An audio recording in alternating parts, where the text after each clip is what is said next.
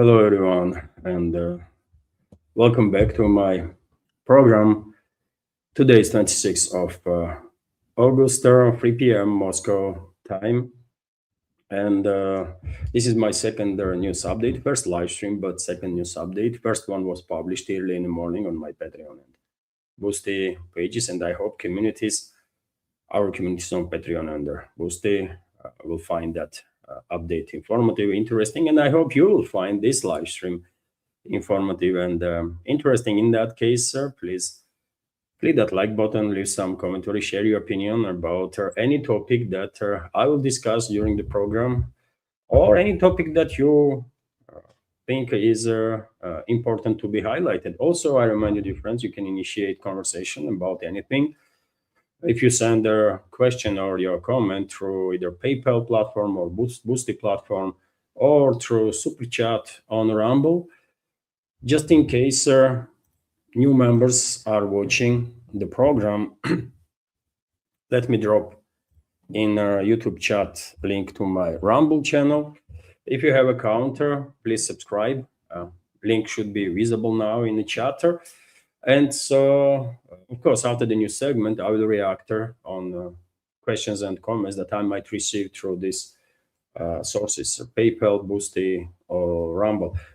Okay, that's been said, dear friends. Let's go for a new segment itself now. And of course, our main topic, I will argue, is this visit that happened yesterday of CIA boss Radcliffe to Moscow and their possible consequences. And it is very important, I think, to highlight that Radcliffe, CIA boss, came to Moscow exactly the day when Vatican top diplomat was in Moscow too and having a meeting with at least Sergei Lavrov, although who knows, maybe he had a meeting with the Russian president too. So I think Minsk-3 is coming. I think Minsk-3 is being in a working, by the way, working, and sooner we will see how far those partners of each other are willing to go in this operation, that they all are together engaged while misleading people all over the world, including here in Russia. But anyways, let's go step by step, right, through the news. And so, okay, when it comes to CIA director's visit, well, first, yesterday news broke that U.S. military plane landed in Moscow. Press spokesman of the Russian President Peskov didn't share any information about it, said that he personally has no knowledge of this plane landing. Of course, he knew what's up, but he decided not to say nothing. And instead of saying that he cannot share the information at that point, he went as far as to say that he don't know. Okay, by the way, who gives a damn what Peskov has to say after all, right? Or Putin for that matter. But anyways, eventually, Western propaganda outlets, for example, CBS, then also Axios, reported that it's a CIA director, John Radcliffe, that arrived in Moscow. Yet again, exactly day when Vatican top diplomat came to Moscow. Vatican, dear friends, is one of the major forces when it comes to globalist movement. US is controlled by globalists largely, of course. So my reading of the situation is that Vatican delivered in Moscow renewed the ultimatum from globalists, right, in major shape. And when it comes to details, when it comes to nuances, they send their CIA boss to deliver some specifics directly to Russian President Vladimir Putin. And I believe this creature, John Radcliffe, was serving here in Russia in the past, either as an ambassador or some embassy staffer. I don't really care, by the way. Animal is animal, so why would I track all the animals out there among Western elites? So he knows Russian, right? So he could exchange opinions with the Putin in Russian, actually, if they went as far, right? But anyways, this guy came to Moscow, right? Western propaganda outlets stated about this visitor. Initially, CBS under same Axios, for example, that Radcliffe will have a meeting with the director of SVR, Russian Foreign Intelligence Service, Sergei Narishkin, and also some other high-ranking officials. And I guess this meeting took place, and no other than in the Kremlin. Right, SVR director has office not in the Kremlin, as far as I'm concerned. Right, in Kremlin there is a presidential administration, and the motorcade of John Radcliffe was spotted exiting Kremlin. And even though Peskov, for example, Peskov, while being asked, said that contacts between CIA director and Putin were not planned as a part of his trip to Russia. Well, this is a Peskov, isn't it? He can say whatever he wants, right? Who believes Peskov, anyways, right? But can you explain me if there was no meeting between Putin and Radcliffe, who only spent in Moscow several hours, by the way, right? This was a very short visit. And so, what he lost in the Kremlin? Then? What he lost in the Kremlin? He was talking to, I don't know, guards there next to Kremlin wall, or Radcliffe went to clean the streets right there. Maybe he worked a couple of hours as a cleaner in the Kremlin. Could that be the case? Or CIA boss went to talk to Putin, and with the other high-ranking officials that were there in the Kremlin same time. Probably that last scenario is more plausible, isn't it?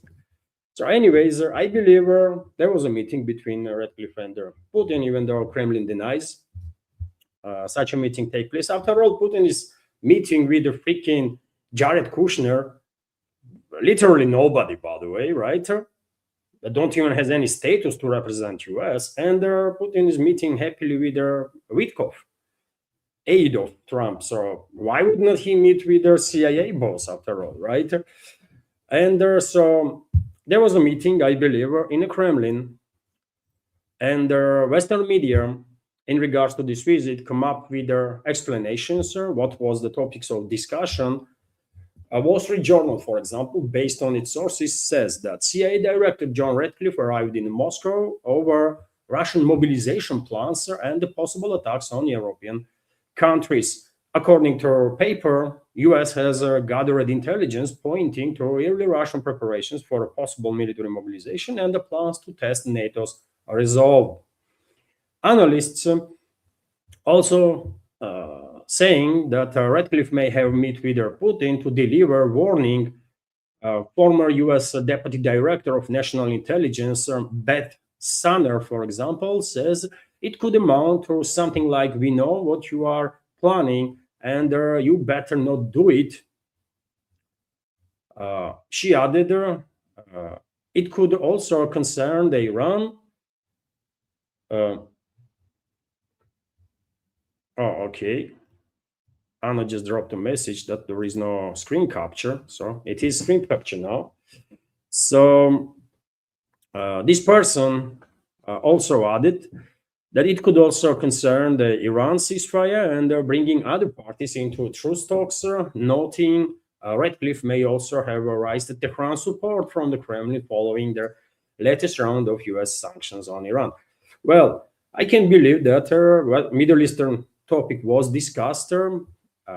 Obviously, I mean, for a couple of minutes, I guess mostly, I believe this visit was about delivering some specifics in regards to plans that Western ruling class has in terms of this Ukrainian war that Western ruling elites are waging against Russian people.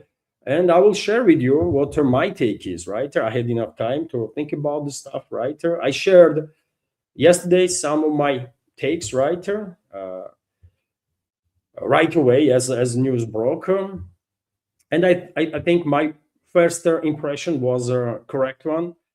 When it comes to the topic of mobilization, that Wall Street journalist highlighting topic of possible Russian retaliatory strikes on Europe or European NATO member states. This is all nonsense, obviously. Mobilization could be in plans, could be, but when it comes to topic of retaliatory strikes on European NATO member states, come on, man. On which planet are we living? Did not Russian President Vladimir Putin already proved that he will never, ever, as long as he is president, will greenlight Russian military and security services to go ahead and restore deterrent with the collective West, which is only possible with retaliatory strikes on NATO member states, right? Did not Putin already prove that he will never greenlight Russian militaries to retaliate on NATO member states, Europeans or otherwise? Of course he did.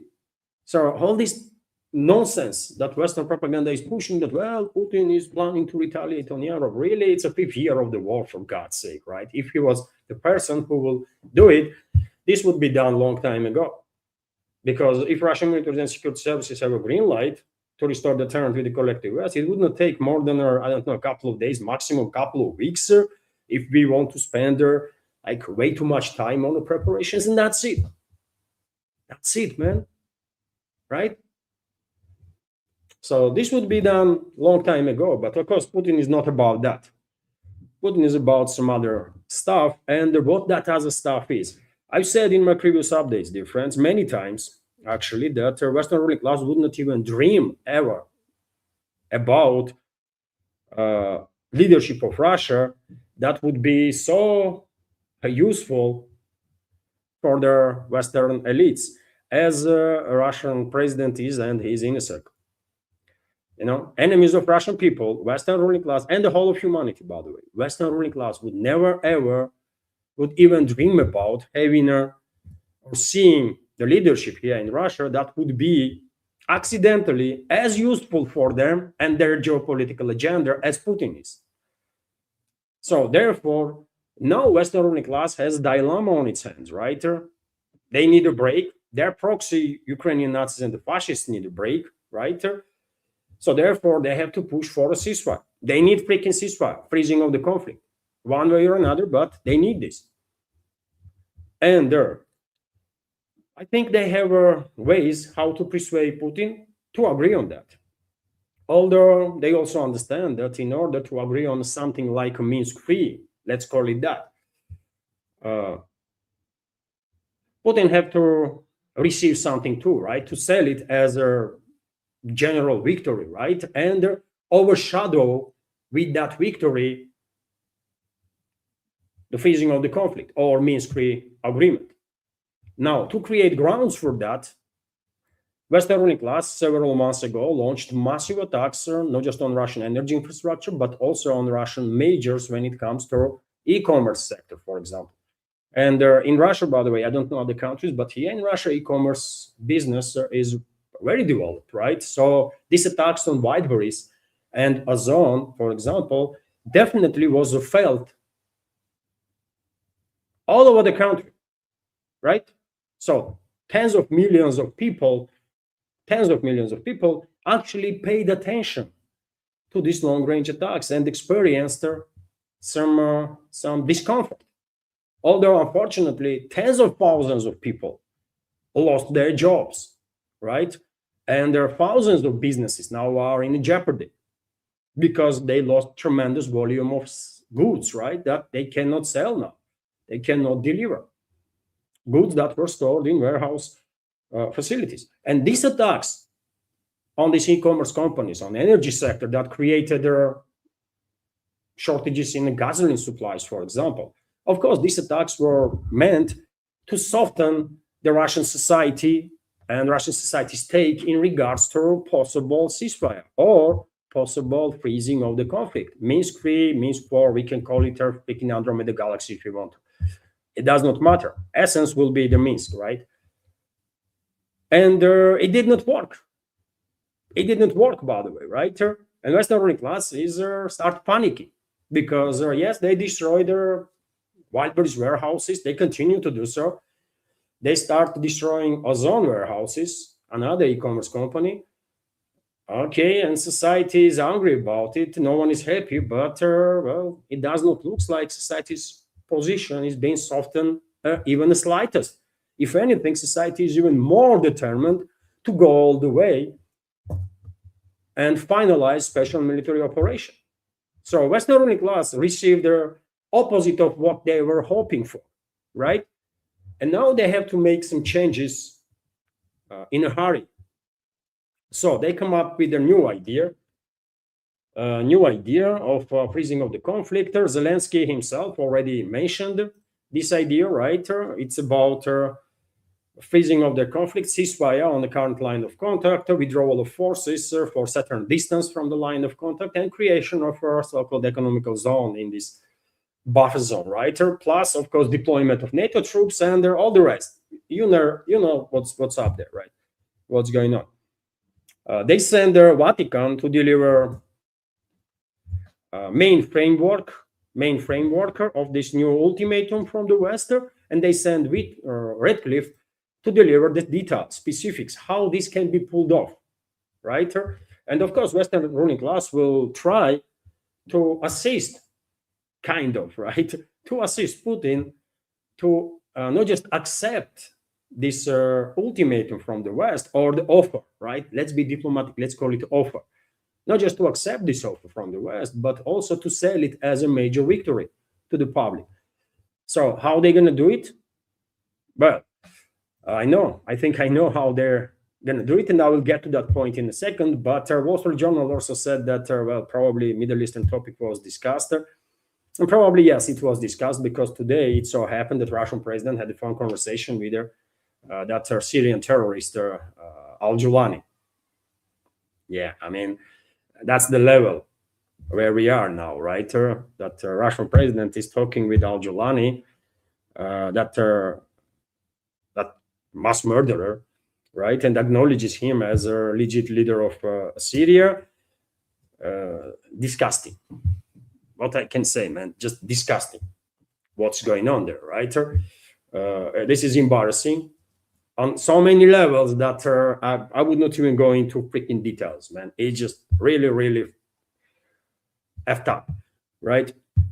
And also, I want to add, dear friends, that once Redcliffe left Russia on his Boeing C-17 Globemaster III, shortly after, Russian Tu-214 took off.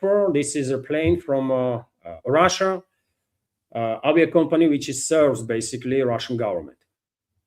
So some high-ranking Russian official or officials also take off towards a certain direction. Maybe they landed in Ukraine together with Redcliffe. Maybe they landed somewhere else. I don't know. No information is available about final destination of that Russian plane that serves the Russian high-ranking officials. But plane actually took off and didn't crash. So that means it landed somewhere, right? And there were some high-ranking official or officials on the board. So those talks that Redcliffe initiated in the Kremlin continues, right? Probably to finalize details that Redcliffe delivered to Putin, correct? And also, let's not forget that very same day, yesterday, top diplomat of Vatican as a city-state, by the way, right?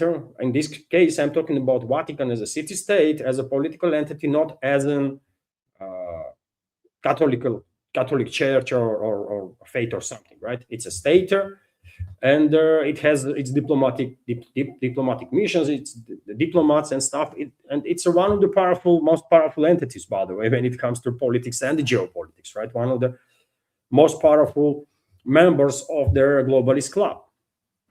So they send what is the freaking name of that guy, man? Archbishop something, Paul Richard Gallagher, right? Some scumbag, basically. Vatican, which is an enemy of Orthodox Christians, and not Orthodox Christianity, my enemy personally, right? I'm Orthodox Christian. I see Vatican as my enemy, 100%, right? And unfortunately, representative of this hostile entity was received here in Russia, kind words being said, all that kind of bullshit, right? it was embarrassment, total freaking embarrassment. But nowadays we only see embarrassing some stuff, man, from Russian leadership. So therefore, don't be surprised, right? And so this Gallagher delivered, I believe, a major framework of the capitulation. And now you might say, what's going on really? What's going on?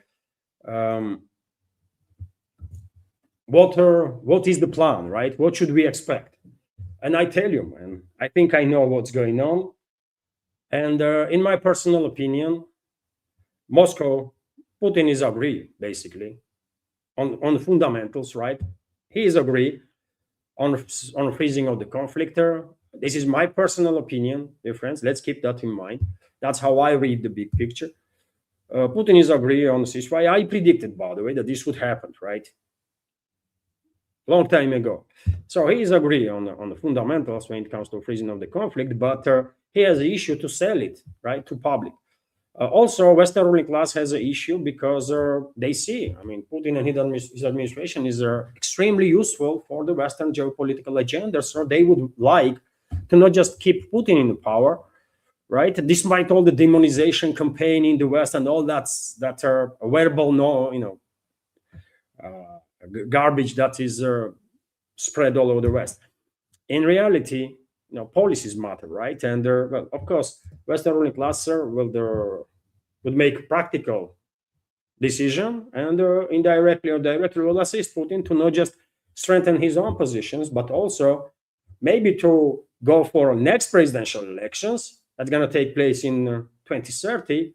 And if not, then at least to be strong enough politically to transfer power to someone like him, right? Successfully transfer power to someone like him who will be also useful for the Western ruling class. Willingly or unwillingly, that's a whole different story, but useful. Correct? And how Western ruling class is going to do this? Well, they're going to give Putin major victory.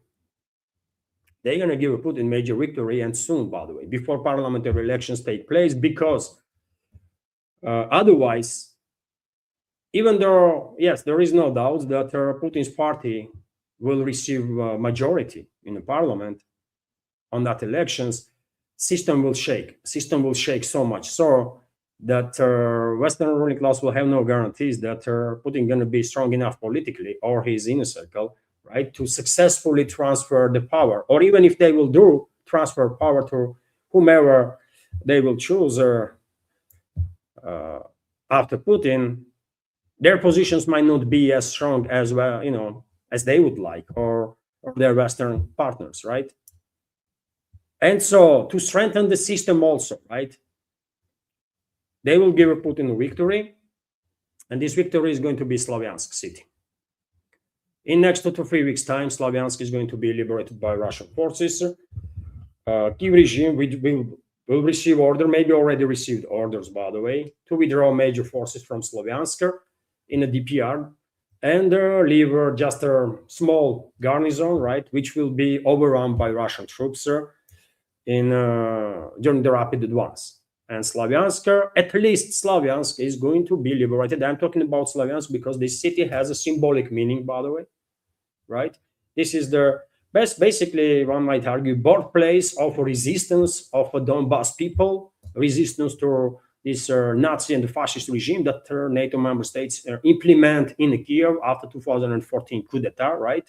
Slavyansk was controlled, actually, by resistance forces for some time, but eventually they were forced to withdraw from the city. They could not hold on to the city any longer, right? So it has a big symbolic meaning, and if before parliamentary elections, before 20th of September, Slavyansk is liberated by Russian forces, of course, Kremlin will be able to present this to public as something extraordinary. It will be victory anyways, obviously, right? But Kremlin will, and Kremlin propaganda will go great length, right, hyped up their topic that yes, I mean, Slaviansk is ours, great victory, this and that, and they will try to overshadow with this victory celebration possible Minsk-3 agreement that gonna be signed shortly after, right, or agreed shortly after, and conflict gonna get freezed. This will happen most likely. This Minsk-3 will be finalized before end of this year. So before end of September, we will see Slaviansk, at least Slaviansk being liberated. Maybe Kramatorsk too, right? It depends on negotiations. Maybe Putin will say, you know what, Slaviansk alone would not cut it. Kiev regime have to leave entire Donbass. And we would not say nothing about Zaporozhye and Kherson regions on those parts of these regions that are still occupied by the Kiev regime. But Donbass has to be fully liberated. Maybe, that's what Putin will say and his inner circle, right, in order to create such a scale of celebration or media campaign that to overshadow basically possible or inevitable, I will say, Minsk-3 or freezing of their conflict. But either way, something bigger is about to happen, by the way, in this part of DPR. I think Slaviansk will be liberated by Russian forces in next 2 to 3 weeks' time. Mark my word, right? It's not that far away, by the way. Maybe my reading of the big picture is completely wrong. And maybe CIA director actually came to Moscow to deliver warning that don't you dare to go for a mobilization or to strike European NATO member states or that kind of bullshit. Maybe that's what actually happened. Although I find it truly, impossible to believe that Radcliffe will fly all the way, by the way, from freaking Washington, right, DC to deliver this message. There are other means, right? He could go to a Russian embassy in Washington and deliver this very same message. So therefore, something else was, in my opinion, the reasoning, and I explained in shorter what I think is going on. If in next 2 to 3 weeks' time, Slaviansk and possibly some other parts too, in this northern-western corner of DPR have been liberated, even though expectations are that the battle for this last fortified area might last for many, many months, right? Then my reading of the big picture is correct. And of course, this victory will allow Kremlin to rally the masses, right? That will allow Kremlin to bring more people to, let's say, parliament, to participate in the parliamentary elections, which will strengthen the system itself, which is necessary for them, because right now, as it stands, by the way, I really don't see a reason why should anybody go and vote during that parliamentary elections. We all know ruling party gonna get her majority anyways, right? If opposition was united bloc, okay, that will make her, that will create some competition. But when all these parliamentary parties, opposition parties are going alone, what they expecting, right? And can we even call them opposition parties, actually? Because I did not see any of those parties being critical of restraint policies of the Putin, for example. Whole society is critical, or almost whole society, of that restraint policy. And these so-called opposition parties somehow did not see issue. So are they really opposition parties, or just a continuation of a ruling party? Fake opposition or controlled opposition? I think they are controlled opposition, right? So it makes no freaking sense whatsoever to go and vote for any one of them, right? It is what it is, and therefore turnout might be extremely low. It's not going to be high anyways, but now when society's significant part is so disappointed and frustrated, well, turnout may not reach even 40%, and that's going to be like earthquake for the system. That means people have no trust in the system, majority. and that will have far-reaching consequences. So therefore, Putin needs some victory, something to sell as a major victory, not just to then overshadow possible Minsk-3, but also to strengthen the system itself and rally the masses and bring more people to participate in that elections, right? To create this illusion, right? That, well, these elections matter and stuff like that.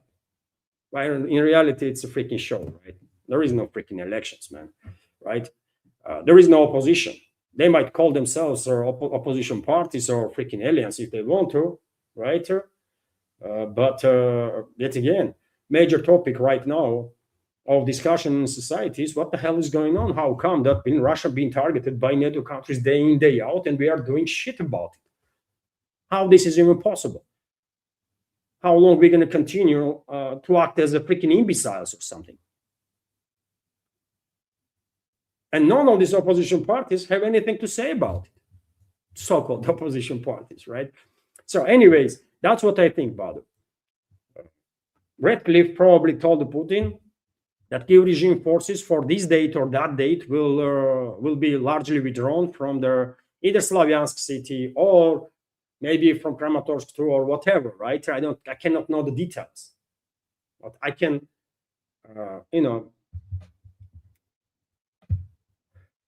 I can speculate what might be their conversation, right? So Radcliffe delivered some specifics: which city, which area, when. Kiev regime will withdraw most of its forces so that Russian militaries will have a opening, basically, right, to go in and overrun whatever small garrison gonna be left there. And then, yeah, of course, Kremlin will take from that.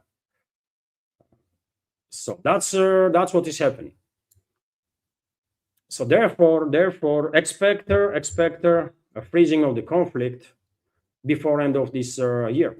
In November, we will have some details on it, on Minsk-3, right? Whatever they're gonna call it, yet again, by the way, and probably before end of this year, we will see actual formalization of a ceasefire.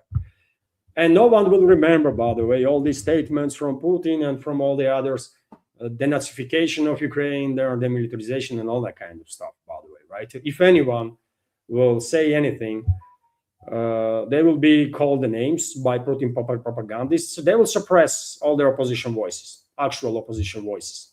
They will suppress everybody, right? That's it. And Kremlin will go ahead and will say, or Kremlin propagandists, that, well, they not just denazify and demilitarize Ukraine, but they also did the same to whole of NATO. Yeah, they will say it, man. They have all propaganda means in their hands, and eventually they will brainwash enough people that they will believe, yes, we demilitarize NATO, right? Because propaganda does some crazy tricks to people's brains, man. Take a look at the Western societies, Picking zombies, isn't it? Majority. So we are not immune to that too. And many members of our society already are zombified with the propaganda and will be zombified further, 100%. Because humans are humans. West, East, North, South, does not matter. Propaganda zombifies anybody. If one is not willing to seek alternative sources of the information, and if one is not seeking to actually use the brains, right? And not rely solely on freaking MSM or something. Anyways, that's what's up, by the way, with this topic, right? And well, after all, what I will say, because Putin is not a figure who will restore the terms with the collective West, then let this war end, at least temporarily, right? And let's hope Putin would not be able to transfer power to someone like him, so that people will actually have opportunity to vote for someone that will never ever tolerate mass killing of the Russian citizens. by anybody, including by NATO member states. Right? Let's hope for that. Now, of course, before main body of this ultimatum will be implemented, or Minsk-3, of course, there will be some other steps, right? That sides will put in place. Even though Peskov rejected the possibility of external control over the Donbass, but yet again, who gives a damn what Peskov has to say, man? I should never ever pay any attention to his statements, even though he is a press spokesman of the Russian president. But I don't care even about Putin's statements. Or why am I paying attention to Peskov's freaking statements? Anyways, what I want to say now is that, of course, before now, from now and before actual Minsk-3 will be implemented. Yet again, I'm using Minsk-3, by the way. Don't get confused. I'm using Minsk-3 terminology. It can be called whatever, right? Both sides can call it a victory, or all sides can call it a victory. It will be Minsk-3 in its essence, right? Freezing of the conflict. So from now to freezing of the conflict, of course, some steps will be taken. And what that could be, right, to prepare the ground. For example, I think soon Russian militaries and security services will receive order from the Kremlin to ease the pressure on the Kiev regime in terms of maritime blockade. Once again, Kiev regime initiated a conversation about this topic, maritime blockade to be lifted, and much more word, by the way, week or two, maximum, Russian military and security services will receive order not to continue with this blockade or to ease the pressure. 100%, absolutely inevitable, right? I'm a bit surprised that the maritime blockade lasted for at least these several weeks, right?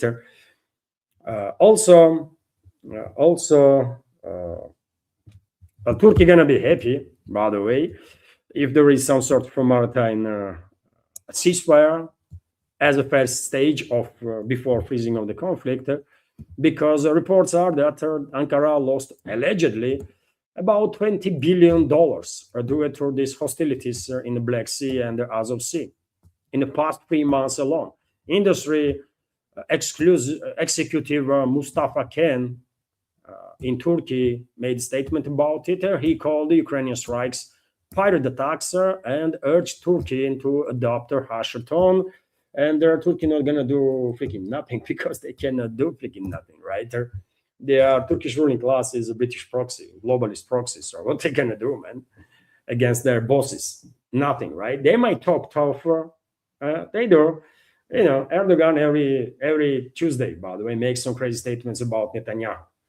And same time, every freaking day, Turkey does business with Israel as if there is no tomorrow.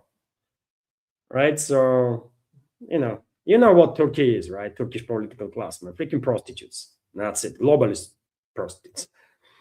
Meanwhile, Russian militaries are doing whatever is possible. By the way, Russian militaries and security services are doing whatever is possible in the current circumstances, to secure Russian people, right? To secure interests of the Russian people. Russian militaries are advancing on the battlefield as much as possible, yet again, in the circumstances when their hands being tied behind their back, right? Yes, advance is relatively slow, but it's advanced nevertheless, right? And today we have a report that Russian armed forces liberated in the past 12 to 24 hours 2 more settlements, Nizhevka in Zaporozhye region and Pirashevka in the Sumy region, for example. Good, isn't it? Good. Let me show you on the political map, dear friends, location of the settlement. So this is Zaporozhye sector, of course, and this is Nizhevka settlement.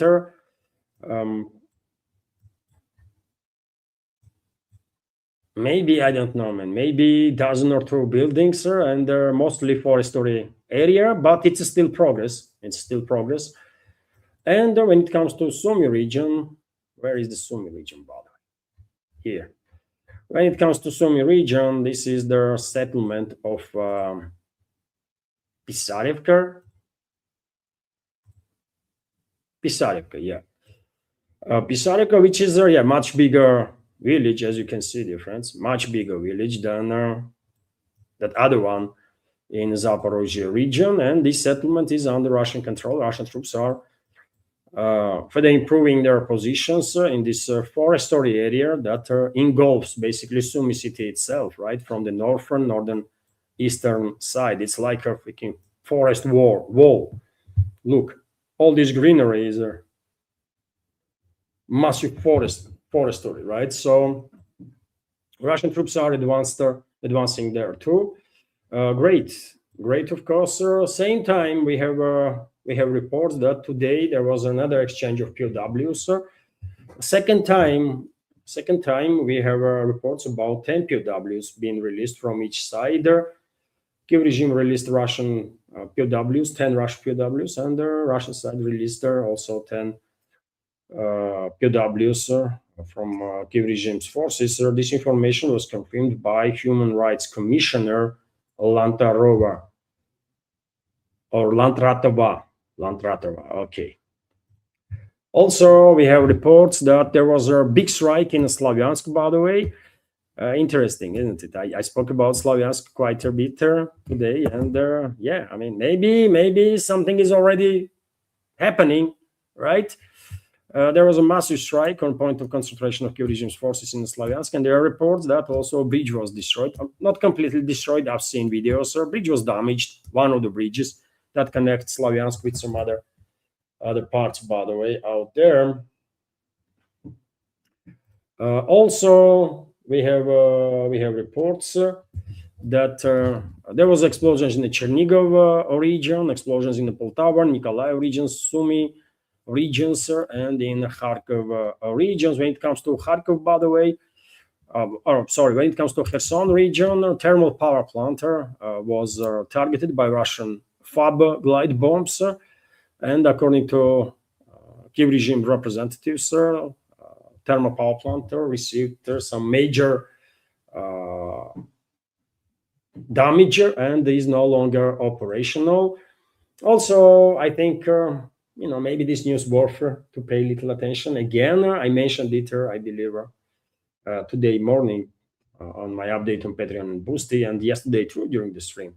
That New York Times reports that Kiev has lost their ability to use Western tanks on the front line because they are unable to deal with the drone threat. And by the way, let's be objective. It's not just the Western-made tanks, but any tanks and any armored vehicles, right, that are extremely vulnerable on the battlefield, because none of them have ability to counter drones as effectively as those tankers would like. Russian armed forces lately start deploying tanks, by the way.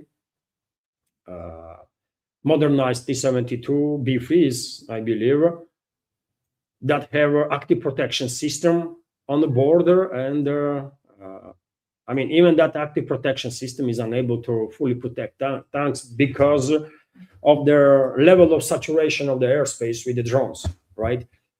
Recently, I read an article that was sharing information about one particular battle when Russian T-72B3 modernized one equipped with this active protection system did manage to intercept quite a number of drones that were FPV drones that were targeting this tank. But eventually, this active protection system ran out of munition, and tank was destroyed anyways.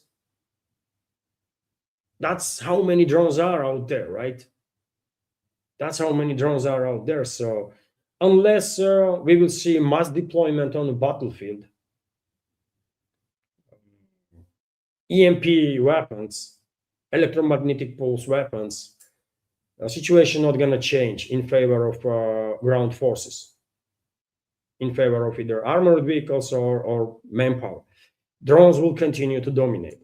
So therefore, even though I'm very critical of Western military-industrial complex, Western military equipment, I consider them to be over-engineered and they're extremely unreliable. Even though on the paper they have a great capabilities, on the paper, by the way, which is rarely true. But anyways, I have to say, man, yes, Leopard 2 tanks are expensive garbage, right? Abrams tanks, expensive garbage. Challenger is just garbage beyond anything, right? British Challenger, I mean, total garbage, by the way. How Brits produce that shit, I don't know, right? It's just unbelievable that Brits still use that disgrace Challenger tanks, right? Challenger 2s. It's a garbage, right? First and foremost, because they are just extremely heavy, man. They put so much shit on those tanks that it just freaking, it weighs like 60, 70 tons. Those tanks barely can cross any bridges in control territory, especially in the rural areas, by the way, right? These small bridges over there, tiny rivers. And there are thousands of those tiny rivers, right? And the crossings. And none of majority of bridges wouldn't be able to withstand these freaking 60, 70 ton tanks. They will collapse, right? So it's a garbage, right? Let's be real, by the way. Soviet tanks, Russian tanks are much better than anything that Western military-industrial complex can ever create. My personal opinion. Well, even though I'm critical of Western military equipment, I have to say that Soviet or Russian tanks also are not any more protected, by the way, or from the drones, right? Or any more safe from the drones. They are destroyed too, because drones don't give a damn, man.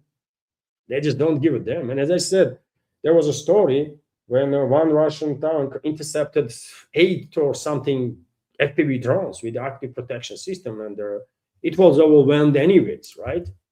And active protection system works like, there is some sensitive equipment on the board of a tank, right? And they detect incoming projectile, could be drone, could be RPG, could be guided missile, anything. They detect it, right? And they launch counter. They launch a small charge, by the way, right? In an approximate direction. This charge explodes, right? And neutralizes the incoming target. So there was an instance when this tank equipped with this active protection system neutralized 7 or 8 drones, or maybe more. Quite some time ago, I did read that article. Unfortunately, it was struck anyways, because there were more and more and more drones, these FPV drones that were coming in, right? One after another, after another, after another, and eventually they overwhelmed active protection system. If tank was equipped with the EMP system, if tank itself was protected from EMP, right, to make sure that this system not going to fry internal electronics inside the tank itself, and if tank deployed that EMP system, that could help, of course, because simultaneously, I mean, you are frying electronics in all drones in like 360 area of certain distance, right? That can help. But until these EMP weapons are deployed there, tanks are obsolete, man. Any military vehicle, any armored vehicle is extremely vulnerable, not just Western one. Although, of course, Russian tanks are better than Western tanks, man. 100%. This is not a Hollywood movie, right? In a Hollywood movie, Western equipment is always better. In real life, yeah, really. Anyways, let's continue with some other news. And past night, Russian Air Defense Forces intercepted 426 drones that was launched by NATO member states and the Ukrainian proxies to strike deep into Russian territory. Mostly, these drones were intercepted in the European part of Russian Federation. Another wide body, some drones did manage to bypass air defenses. So I guess overall number of drones that were launched during nighttime could be 500 or something. Right, so some drones managed to bypass air defenses, and Whiteberry's warehouse, another one, was targeted and destroyed, basically, totally destroyed in the Tambov region, in the Katovsk settlement. This was a big warehouse, 100,000 square meters, so it was yet another this major logistical center of the Whiteberries. Also, last night, Lukoil oil refinery in Kotstovo, Nizhny Novgorod was targeted, and received some damage. It is unknown how vast the damage is, what is the scale, but unfortunately, another oil refinery was struck also. And of course, all these long range strikes, by the way, literally all these long range strikes conducted by NATO member states and the Kyiv regime are done with the active use of Starlink satellite. That's why I said many times before that all the employees of a Starlink and SpaceX should be designated as a terrorist and mass murderers and be charged and put on a wanted list by Russia. I think we have to do it. That includes Elon Musk too, who is a clearly genocidal maniac and mass murderer, right? And well, not surprisingly, Zelensky awarded him Musk with the Order of the Freedom, one of the Ukraine's top state medal or whatever, right? Some shit. So yeah, I mean, one genocidal maniac is awarding another one. Yeah, that's what they are, man. Scumbags, right? Human scum. That's what all of them are, these so-called elites of the West and their freaking proxies.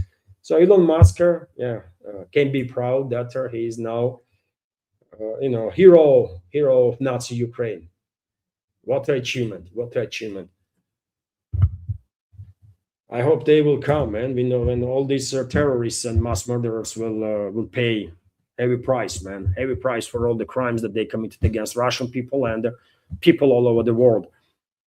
Meanwhile, the Russian Defense Ministry also shared some additional information about activity during the past 24 hours, and there we have stats, for example, about the drones, number of drones that were intercepted by Russian air defenses since the beginning of special military operation. And can you guess how many drones were intercepted by Russian forces, according to Russian Defense Ministry? Can you guess? 220,000, more than 220,000. Russian forces have shut down over 220,000 Ukrainian/NATO drones since the start of a special military operation. That's unbelievable, isn't it? That's just unbelievable, man. 220 freaking thousand drones were intercepted, and unfortunately, many drones did manage to bypass air defenses and struck civilian areas, residential areas, kill people. But yet again, not even most advanced air defense force in the world, Russian air defense force, is able, due to technical and geographical limitations, right, to intercept 100% of their incoming aerial targets always, constantly, right? Even tiny Israel can't do it. So it is what it is, man. 220,000 drones, more than that, were intercepted since the beginning of special military operation. And this is only happening because of this direct involvement of NATO countries in this war. Also, Defense Ministry shared information that Russian aerospace forces have struck logistics centers, depots, infrastructure facilities on Kyiv-controlled territories, 141 places, by the way, on 141 directions during the past 24 hours. Overall, in the past 24 hours, 798 Ukrainian/NATO drones were intercepted, 12 air bombs were destroyed also by Russian air defense forces. Russian air defenses are quite good, by the way, intercepting these glide bombs too, and on regular basis we are receiving reports about it. But what is unfortunate, Kyiv regime and its NATO backers still have planes, right, to take off and drop these freaking glide bombs. Also, Kyiv regime lost more than 1,400 military personnel all along the front line, killed and wounded in past 24 hours. That's been said, dear friends. Let me take a 1-minute break, if I may, and highlight that this independent media project of mine exists as long as I have your support, community supporter. And if you like my programs, if you like my work, please consider to support. You can do it through several means. You can donate through PayPal platform. Link is under this video in description box, and in the pinned comment you can subscribe on my Patreon page or page on Boosty, which will be also great support, of course. Subscription on Patreon starts from $5 a month, right? And it's up to you then level of support that you can afford on a month-on-month basis for whatever time you will choose to support. Links also are under this video in the description box and in the pinned comment. And I remind you that I have first updates, by the way, and other content too, right? It's not just the news programs, but there are also videos about life here in Russia, right? Entertaining content on the Patreon and Boosty. So you might find those videos interesting too, right? So I do have quite a lot of extra content there.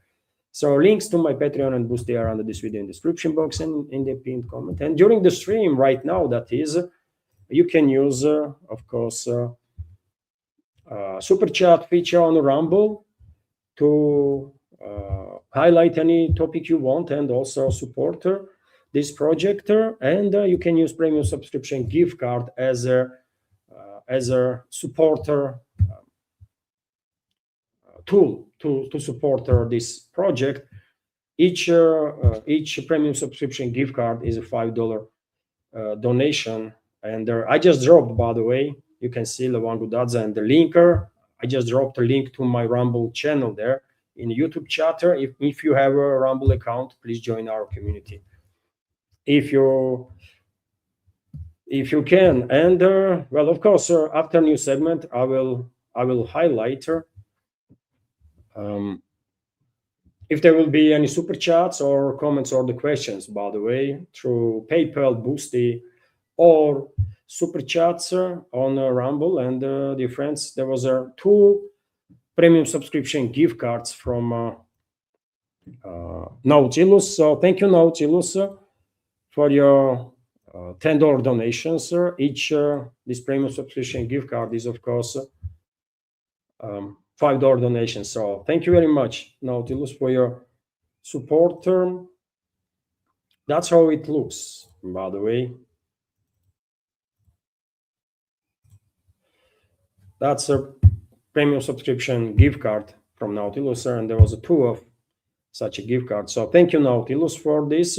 And dear friends, I think I highlighted all the means that there is that I have for support. Let's go for other news, right? Let's go for other news that I also have bookmarked for this program. Middle East, when it comes to Middle East, media here in Russia and elsewhere too, I guess, are reporting today that US and Iran have agreed to a ceasefire, which is very interesting, right? What words have losing the meaning, isn't it, nowadays? Because there was a ceasefire in place, I believe, when US launched 2-week military campaign on Iran, just recently, isn't it? It was a ceasefire, formally. Anyways, Washington and Tehran have agreed to ceasefire. Sources in Iran and Pakistan told the RIA Novosti it includes free navigation in the Strait of Hormuz. The agency's sources said official ceasefire is expected to be announced in the coming days. Negotiations and a round of technical meetings are planned afterward. Okay, by the way, I mean, ceasefire is good, but do we really believe that the Western ruling class will stop escalating in the Middle East against Iran or entire region? No, they're not going to stop, by the way. Unfortunately, at this point, it looks like to be absolutely inevitable that either later autumn or early winter, most likely early winter, Western ruling class will go for next phase of a war in the Middle East, next phase of war against Iran, and that will include the ground invasion too, obviously. And all the regimes that Western ruling class is using for that, including US ruling class there, they are preparing, and they're continue to deploy more and more assets, by the way, especially to Middle East, close to Iran, especially through this to this highway to the hell, as I call it, right? That goes from Mediterranean to the northern Syria and then to northern Iraq, where this Kurdistan province of Iraq is, right? Which has become a major military base now for US allies, all sorts of terrorist groups that they are also deploying to use them against Iran during their invasion, right? Ground invasion. And of course, there is 2 major points of ground invasion that will happen. One is Iraqi Kurdistan, of course. Another one is southern eastern part of Iran on Oman Gulf area, right, where Baluchi minorities live compactly. And by the way, as I mentioned earlier, today Russian president had a phone conversation with the terrorist regime in Damascus, leader of that terrorist regime, Al-Jolani, or whatever his freaking name is, of that animal, right? And well, a real reason for these talks could be that maybe Russian president asked Al-Jolani on behalf of Israel not to create some issues for Israeli forces while they will move their their forces, I mean, their manpower and their equipment through Syrian territory into Iraq, right? In these preparations for next phase of war with Iran. And I reported like a few days ago, isn't it, dear friends, that Israel had deployed in Haifa area, basically, in the northern Israel, entire freaking squadrons of its attack helicopters, for example, right? And those helicopters from there gonna fly through Syria, right? And eventually they will end up in northern Iraq, right? Most likely in Kurdistan area to be used during the ground invasion of Iran. So I think reason why Russian president had a conversation with Al-Jolani was exactly that, right? Not to create some issues with Israel. And Russian president has a long-standing friendly relationships, unfortunately, with Israeli Prime Minister Netanyahu, right? I mean, Russian president is choosing friends very strangely, right?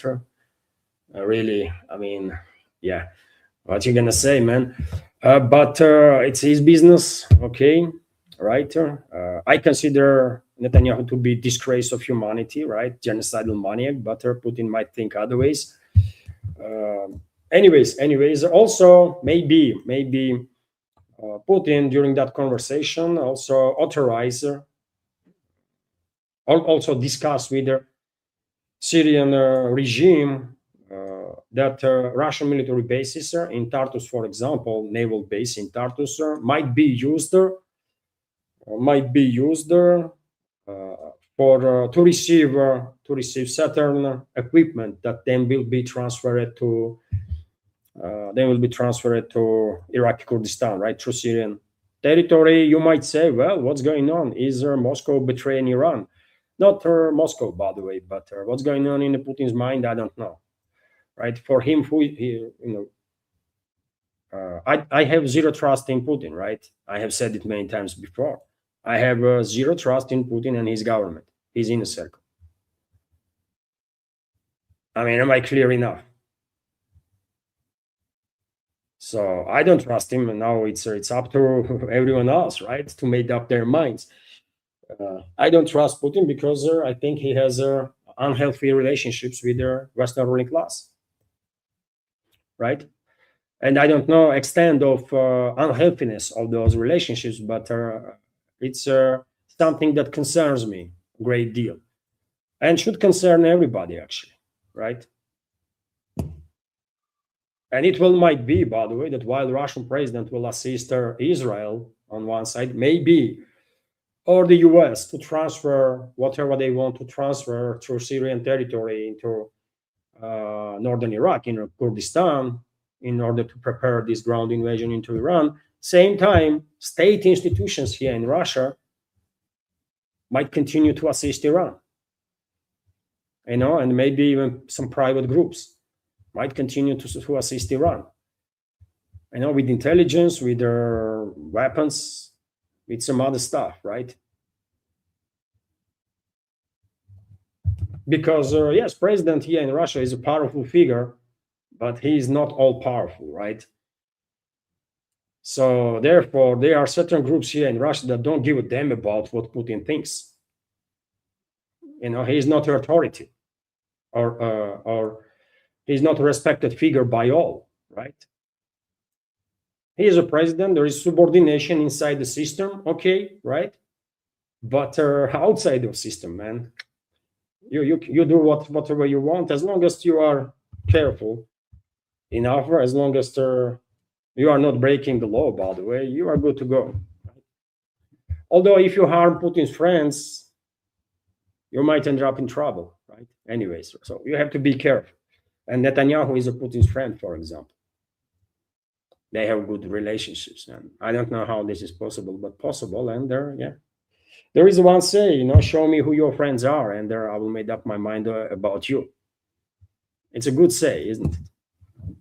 It's a good say. Anyways, by the way, let's continue.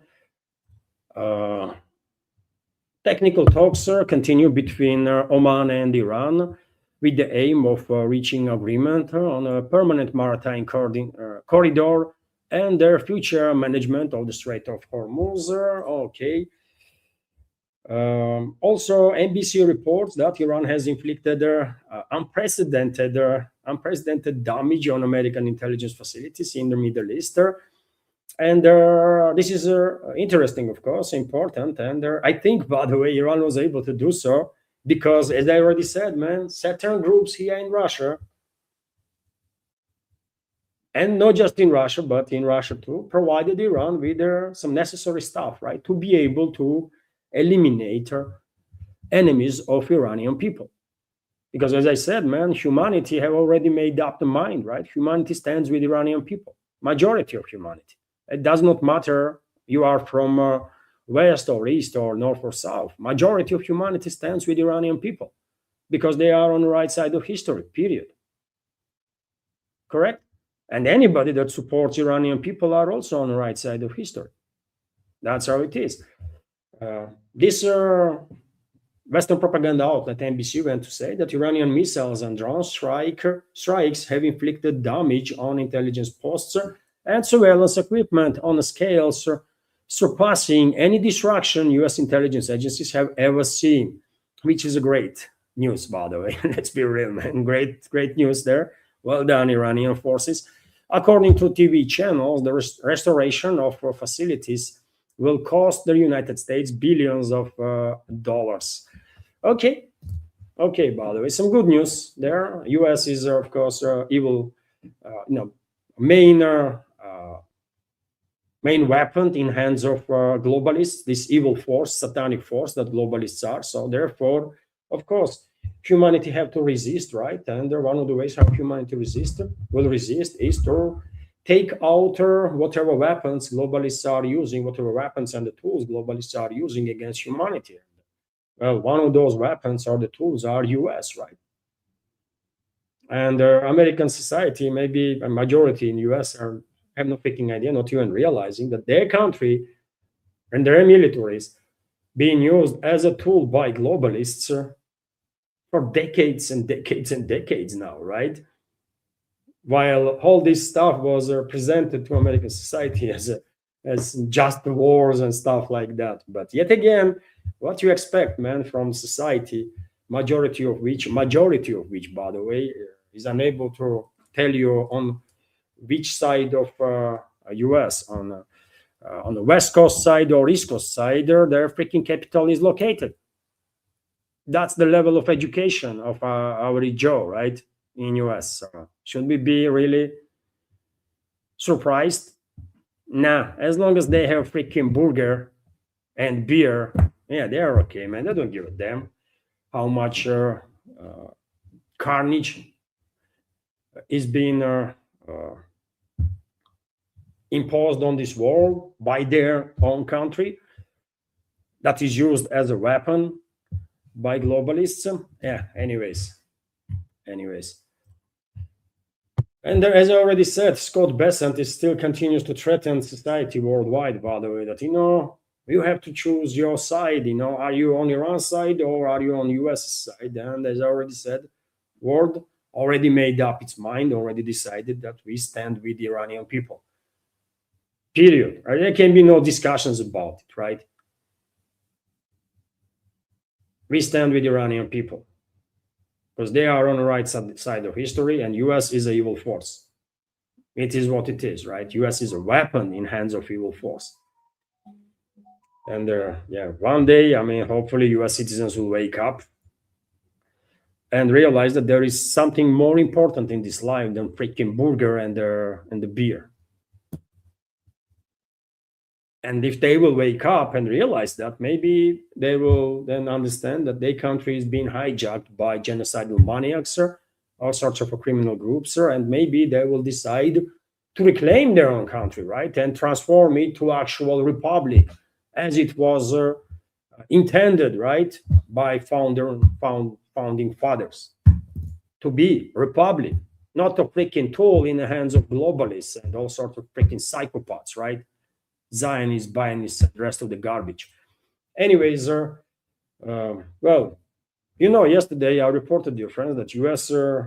Army is in bad shape, right? Army, Navy, Air Force. I mean, it's crumbling, right? And there are tremendous increase in emergency situations, for example, that U.S. Air Force is experiencing, or ground forces, or vehicles, by the way, even on the Navy, right? And well, it didn't pass more than like 12 hours or something. And there was another report that another US helicopter, Black Hawk, went down during the training flight in Colorado. Yesterday that happened, right? You can see, I mean, can you see? You have to be able to see that video on RT, by the way. A Black Hawk went down, and no injuries were reported, so probably there were very few people on board, just the crew of the helicopter, and they managed to, probably they have some bruises and stuff, obviously, right? But they didn't die, so okay. That's the U.S. Army, man. And as I said, man, because U.S. weapons, U.S. military-industrial complex is so focused on money making, and they're so over-engineering the stuff, these weapon systems, because they are making money while selling these weapons, and they are making money while doing maintenance work on these weapons, right? So it's an intentional decision to over-engineer the stuff, right? So that something will always need maintenance. And so these military industrial complex companies will always have money flow, right? And so that is becoming a major challenge now for US militaries, because this maintenance cost is tremendous. Pentagon is not always capable of providing its military formations with the proper maintenance works on their equipment. And that's why even American propaganda channels are now forced to acknowledge that, yes, man, I mean, when it comes to these emergency situations in the Air Force, in the ground forces, in the Navy, their number is freaking skyrocketing. No surprises there. Also, by the way, of course, training. There is a major issue is, of course, low quality of the equipment and the lack of proper maintenance. But then there is a training issue too. I mean, when you have an army of people that barely can describe are they men or women, I mean, well, what do you expect, really? These are confused young people that barely understand what gender they are. So you expect from them to freaking operate properly with their over-engineered freaking equipment, or to do some proper maintenance on it? No way, man. Just not possible, right? Decline of US military is a constant process since 80s, I think, since 80s, this 90s. This process has accelerated tremendously, and right now it's just it's not even a shadow of its own self in the past. That's what I will say. Also, I already mentioned yesterday, dear friends, I will repeat because this is important, that US oil cushion fails to half-century low, 50-year low, by the way, when it comes to oil reserves in US, strategic oil reserves. US crude inventories, including the strategic petroleum reserves, have fallen to roughly 41 days of supply. Meanwhile, new Department of Energy data released today show their CPR itself has fallen to just 289.7 million barrels, 290, let's say, million barrels, its lowest level since November 1982. And difference, it might sound a lot, right? 290 million barrels, that's a lot. No, it's not really that lot, because US every single day consumes 20 million barrels. Every single day, by the way, right? US consumes around 20 million barrels. So 290 or 89 million barrels is just like 15 days, right? So it's significant. This decrease in strategical reserves is a big deal, because of course that will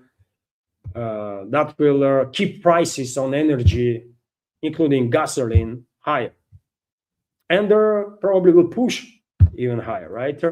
Also, I think this is even more important, or at least not any less important, that US farmers are facing tremendous challenges, dozens of billions of dollars losses, at least 63 billion to be more precise, as a result of soaring costs of fertilizers and diesel, because of the Iran war that US leadership choose to wage on behalf of globalists, right, and Zionists. And this is just preliminary data, by the way. Real numbers, when everything is calculated, is going to be like totally devastating. I don't know how people gonna stay in the business, right, in US when it comes to farming, right? Prices for their crops gonna fail, or they're gonna be forced to basically sell their crops at any price, really, right, to cover at least some losses. And at the same time, US is now paying for other countries, by the way, more and more. US gonna bail out farming sector in Argentina. US already bailed out Argentina's financial system. It cost dozens of billions of US taxpayers' money, and the US gonna do the same to Argentinian farming industry, which is a huge, right, in Argentina. And on one hand, you can say, yeah, good for Argentinian farmers, by the way, and yeah, you can feel for them, right? But on the other hand, when you are US government, if I'm understand correctly, your priority should be your own citizens and your own farmers, right? Not some other ones. I mean, you can wish them a luck, those others. Yeah, of course, humanly speaking, but your first priority should be your own. And when your own farmers are suffering dozens of billions of dollars of losses, and you are allocating freaking God knows how much money to assist to bail out basically farming industry elsewhere, I mean, this is a treason, right? This is just straight up treason, man. So I guess US farmers will US farmers not gonna be happy, man. US farmers not gonna be happy with what is going on. But yet again, man, you have to reclaim your own country if you want your rights to be protected. And US is being hijacked by criminal clans, by globalists, Zionists, neocons, and so on for a very long time now, right? Reclaim your country if you want any better. And I will end new segment, dear friends, on this also interesting news that is somewhat surprising, actually, right? That nearly a quarter of US workers are functionally unemployed. Loading or Ludwig Institute's true rate of unemployment includes part-time workers and those earning below $26,000 a year, which is basically threshold of I mean, if you're earning $26,000 in US, probably you are considered to be below on poverty level, right? So, and it's been climbing for a fourth straight month, hitting 24.9%. So basically 25% of US citizens either are totally unemployed.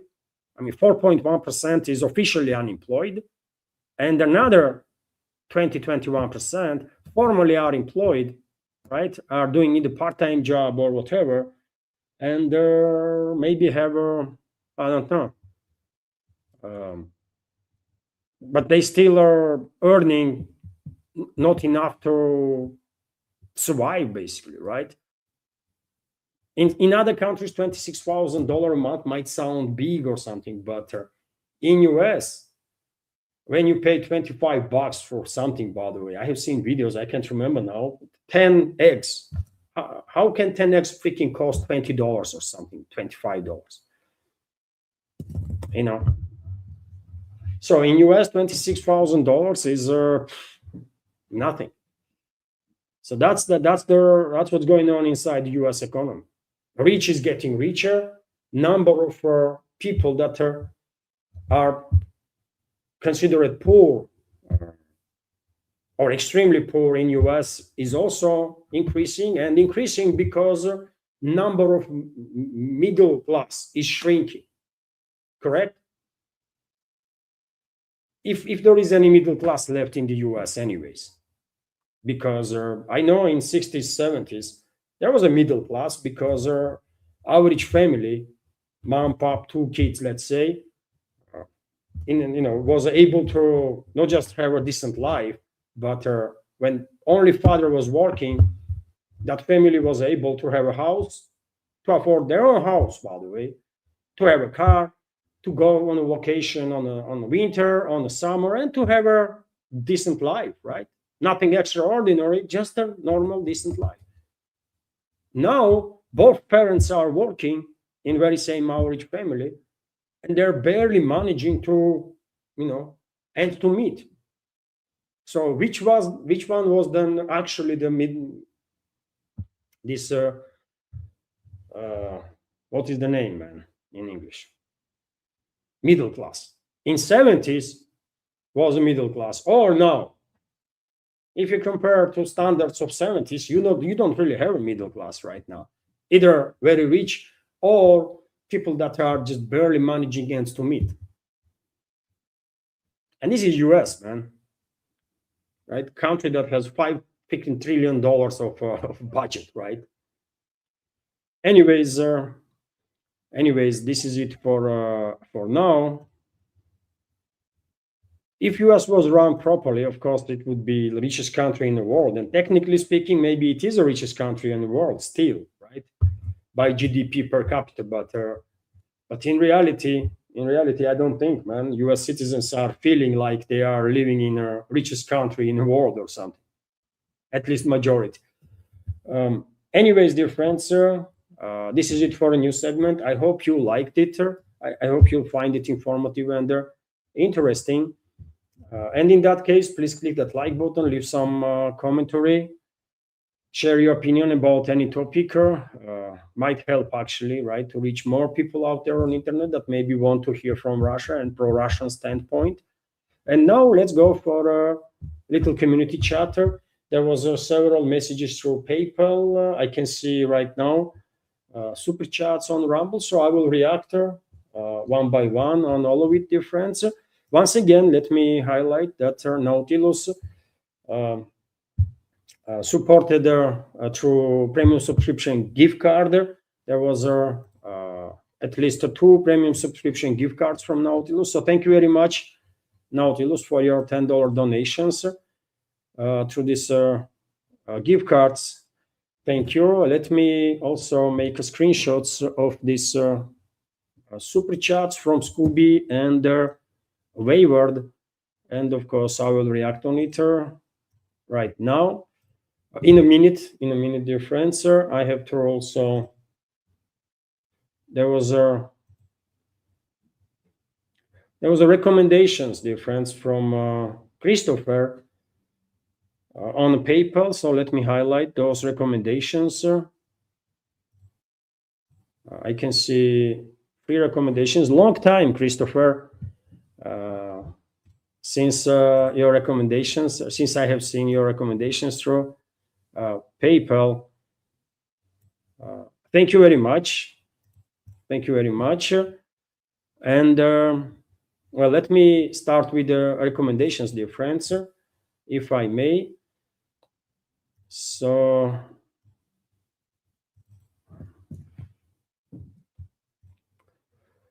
once again, Christopher, thank you very much for your recommendations on through PayPal, and Christopher is commenting, hello, Levan, here is the video you might like to watch or share. Russians board Ukrainian cargo ships, then following were seized. This video can be seen on YouTube channel called Murat San with the 277k subs. Well, that's a big one. And thank you for sharing, Christopher. Believe it or not, but I have not seen this video. It's interesting. I know many vessels were struck by Russian forces that were attempting to deliver some military goods to Kiev regime, but I have not seen no videos of Russian troops boarding the Ukrainian vessels. So thank you for sharing that. Also, Christopher is sharing. There is a video, mobilization after elections, what's being discussed in Russia. This video podcast can be seen on YouTube channel called Stanislav Krapivnik, 72.2k subs. Dear friends, I recommend, of course, Stanislav Krapivnik's channel. He's a public figure here in Russia. He's a political commentator, former US military officer, right? He's originally from Lugansk, himself, Lugansk region, Russian citizen, by the way, and a patriot of Russia. And I definitely recommend his channel. And this video, I joined Christopher's recommendation. I believe Stanislav Krapivnik is the biggest name in Russian English language alternative media in this field of news and political commentary, right? Am I correct, by the way? Is there bigger names in the Russian segment of news and political commentary in English language? I don't think so. He is the biggest, right?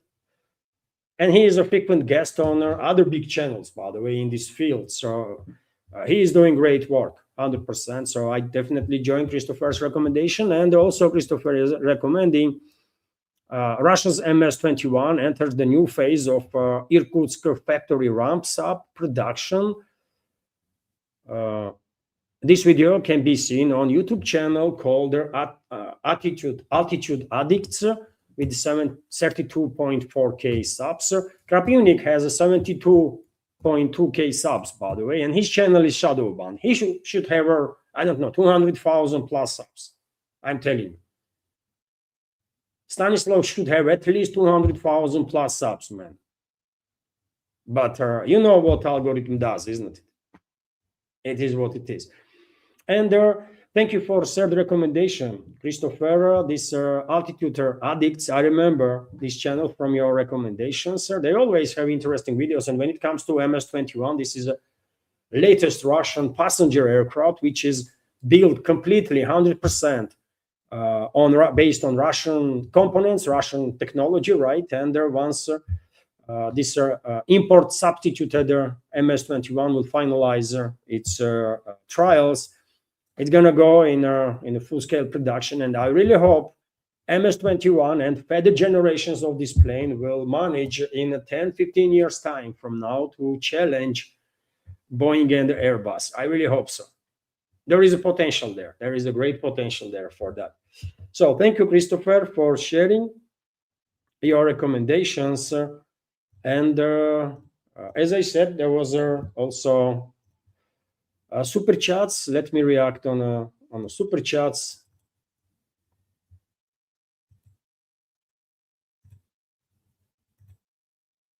So Scooby, thank you very much for your super chat. Scooby is commenting, in the US, you are officially employed if you work 1 hour a week.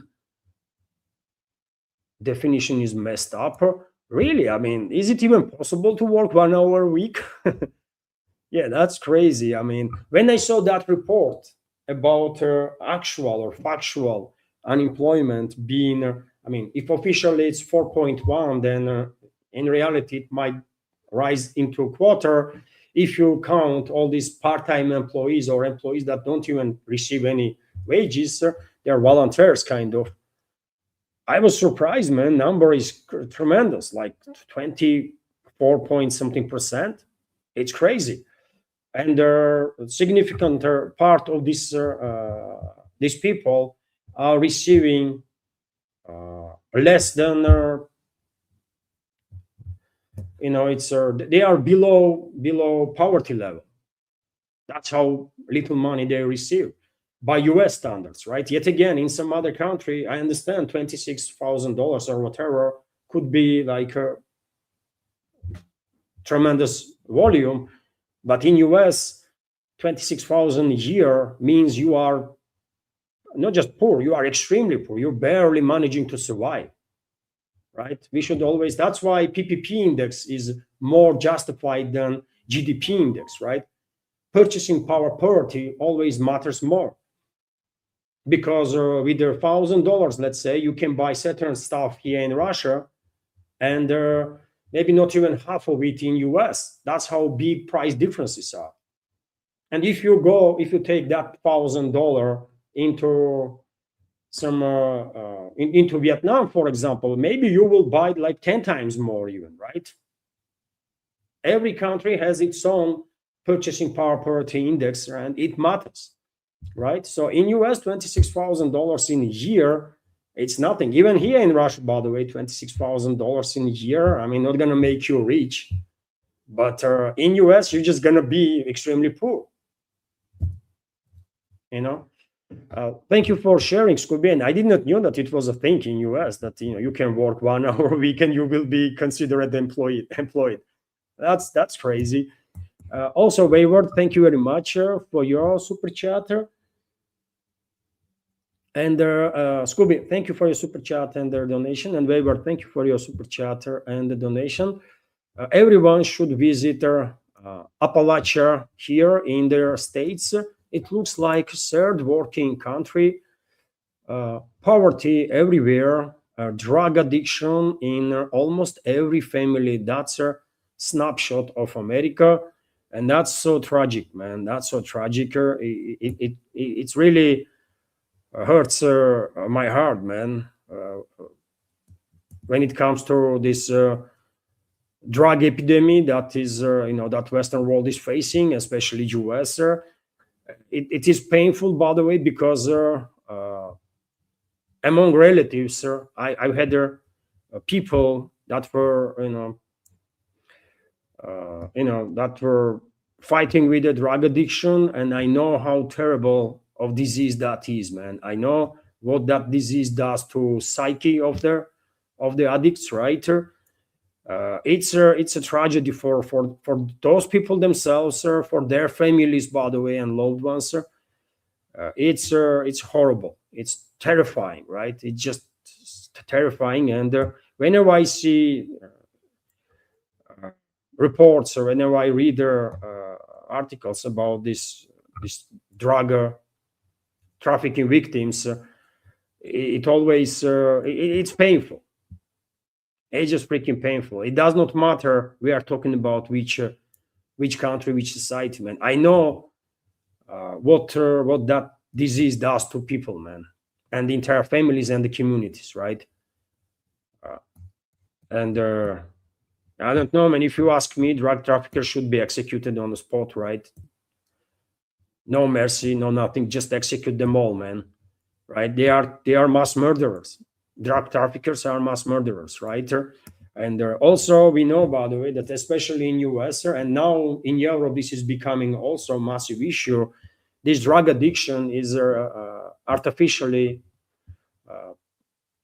imposed on the people, right? Because doctors, so-called doctors, were prescribing drugs, strong drugs, very strong drugs to the people, to the young especially, right?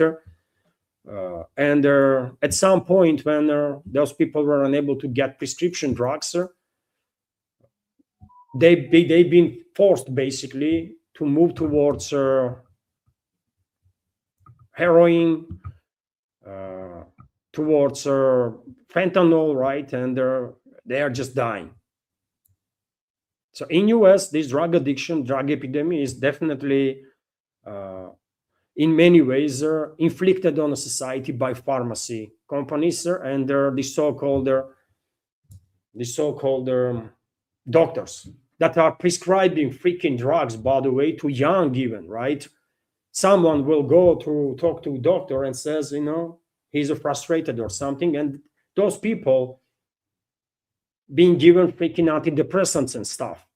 This is a crime committed against their humanity, really.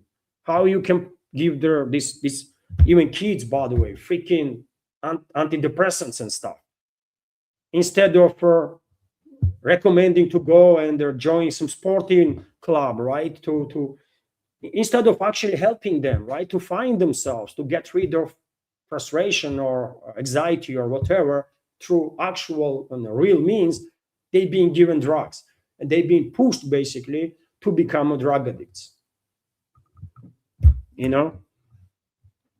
It's a tragedy. It's a tragedy, of course, man. And yeah, it's terrifying.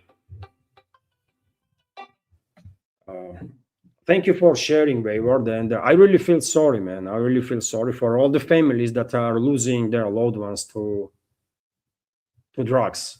It's terrifying, And Wayward is also commenting, third world country. I meant her then. Yeah, I understand the Wayward.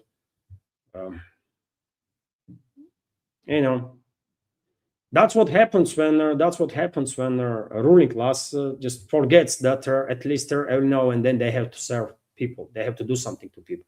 Here in Russia, by the way, you know how critical I am of this ruling class, right? But nevertheless, I have to be objective, right? This very same ruling class, policies of which I am critical of, very openly, and they're very critical. These very same elites are trying to keep people happy as much as they possibly can, right? And they are investing, man. They are investing big into infrastructure, into societies themselves, right? So one way or another, but they working for the people too. Yes, those are groups, those clans that are close to ruling elites are getting rich, filthy rich, right? There is corruption, of course, that plays an extremely negative role in many ways, right? But still, system is and the ruling class itself understood, right? What they have to do, and they are investing hard in the society. I think in the Western ruling class, they lost this touch with reality, right? That they have to invest in society or country, otherwise they will jeopardize the system itself that allows them to exist, right, on the top of the pyramid. And when this touch with reality is being lost, then you will have that tremendous gap that is happening between elites and society. And the US is a prime example of it, right? Country that's supposed to be most developed, richest, right? Example for rest in many ways is as you described in many areas now looks like third world country. There was a times when US was building or US was inventing, US was leading the charge, right? In many ways, in quite a number of fields. Now, take a look what China is doing. Big as this, high as this, and all sorts of like breakthrough events are happening, right? In China. When it comes to patents, by the way, like more than half of patents are Chinese, right? Science papers, more than half of science papers are done by Chinese. So China is becoming a leader in a field that US used to be leader, right? Yeah, of course, Soviet Union was a leader too. There was a times, by the way. After all, Soviet Union, our people were pioneers in space explorations and many other things, right? So we have many things to be proud of, right? Descendants of Soviet people. I myself Soviet because I was born in the Soviet Union, right? So I'm made in USSR. But when Soviet Union collapsed, of course, it took very long time for Russia to stand there on its feet again, right? But US was in very different situation. and the US ruling class, while becoming more and more detached from the reality, put so many trouble bring so many trouble on US, right? And decline is real there. No one can argue with that. Yes, there is a AI companies, this IT companies and stuff. There is something in US still that is leading entire fields, right? But for how long? Chinese are catching up fast, man. Everybody is talking about one of Chinese companies now that are also capable of producing equipment for chip production. Before that, there was only one Dutch company, I can't remember the name, that was producing those massive picking equipment for most modern ways of chip production. And now Chinese have it, right? Yes, Chinese companies producing its equipment for mass chip production, like not on the same level as a Dutch company does, but give them another 5 year, by the way, 7 year, and they will either be on the same level as a Dutch company, or maybe even outrun them, outmatch them. You see? And also difference. Also, there was a super chat from super chat from Wayward and Scooby, right? And there was also premium subscription gift cards from Viper. Let me highlight difference. No, I already reacted on this. So thank you very much, Viper, for your 2 premium subscription gift cards, which is a $10 donation. So thank you very much for your support, Viper. And let me react also on these super chats.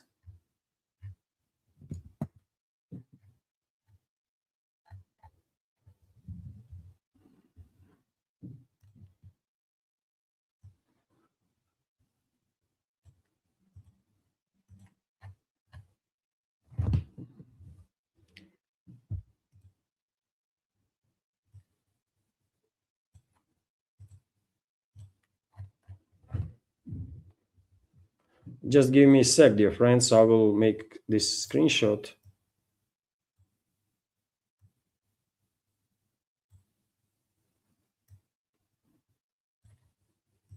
Okay, so let's continue our community chatter.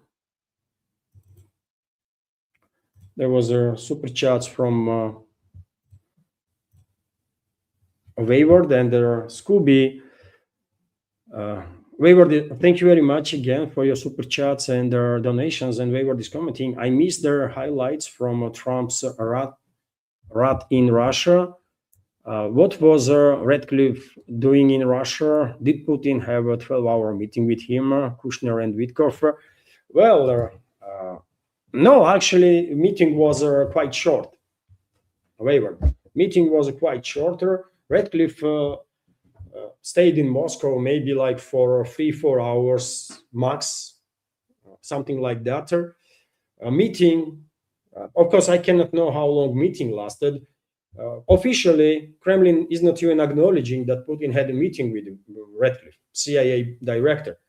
But his motorcade was seen exiting Kremlin. And as we know, it's a president's residency there, right, in the Kremlin. There is many other things. There are churches, by the way, right? There is a museum inside the Kremlin and many other things. But I don't think Radcliffe went into Kremlin to see museum.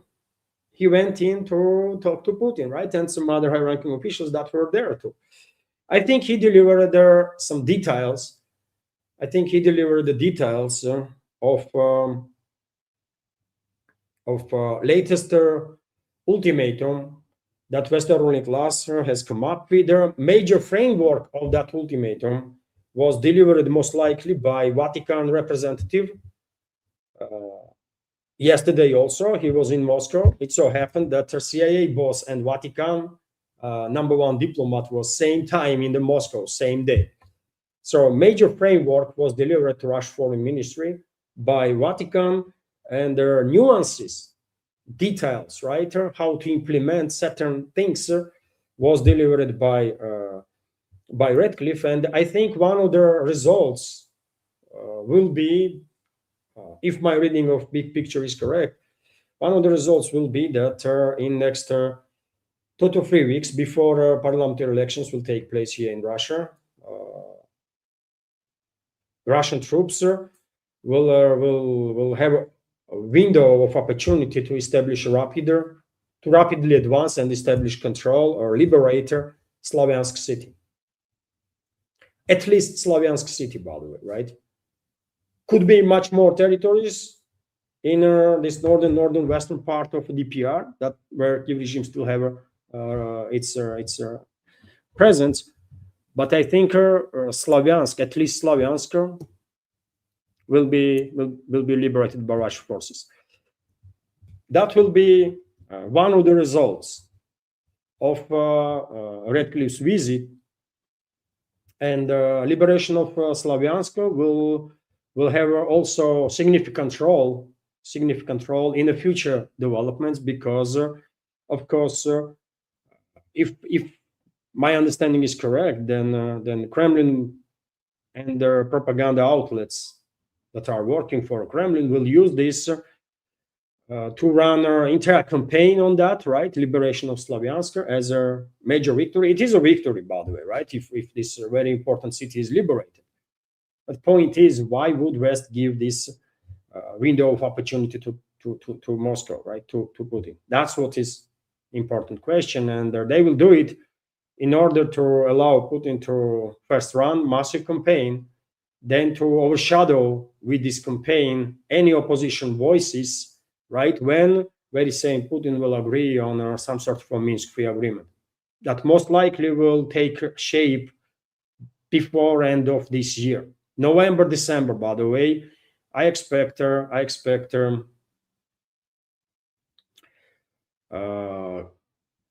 some agreements to be finalized about freezing of this conflict. And in order to sell this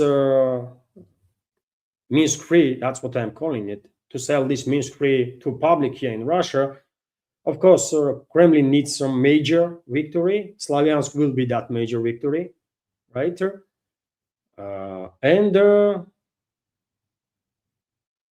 And also in order to strengthen the system itself, right? Because it so happened that Putin and his inner circle are willingly or unwillingly, but are extremely useful for Western ruling class and their geopolitical agenda. So they would probably like to strengthen the position of this group here in Russia, right? That is in charge.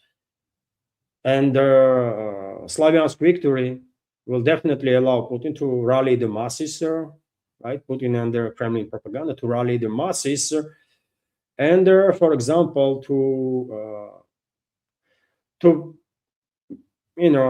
push society more to participate more actively into upcoming parliamentary elections, for example, which is, I think, largely going to be boycotted by people. And that's a big deal for a system, right?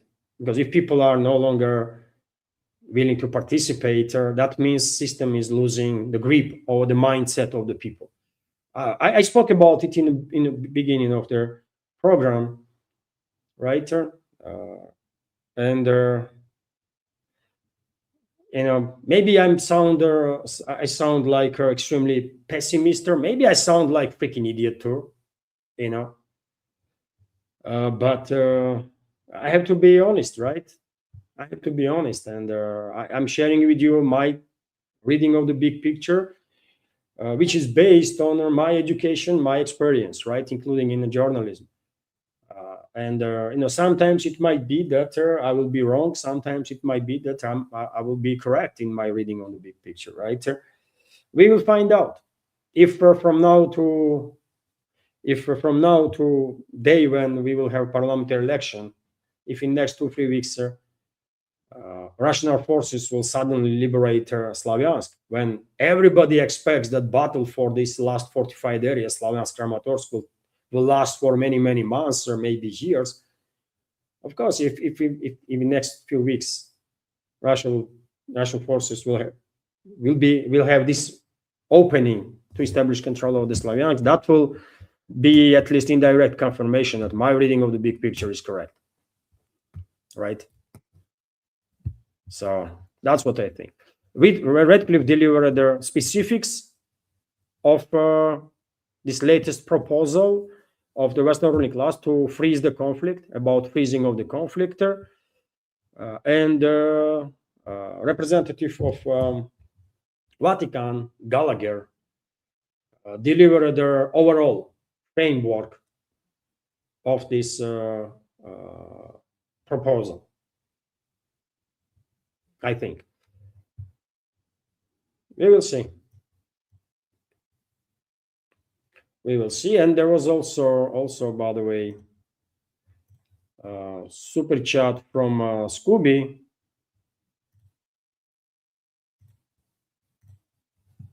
In their comments, I linked a YouTube of a Russian couple that traveled to Iran. Very interesting to see what things are like there right now.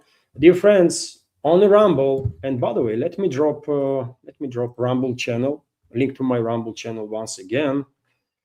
On Rumble, Scooby dropped a link of interesting video of travel of Russian family into Iran. I think many of you would like to see how it is in Iran right now. So I recommend their video also. And for YouTube members of our community, I will drop link to my Rumble channel again, if I may, right? If you have an account on Rumble, please join our community. And you can see chat there too, right?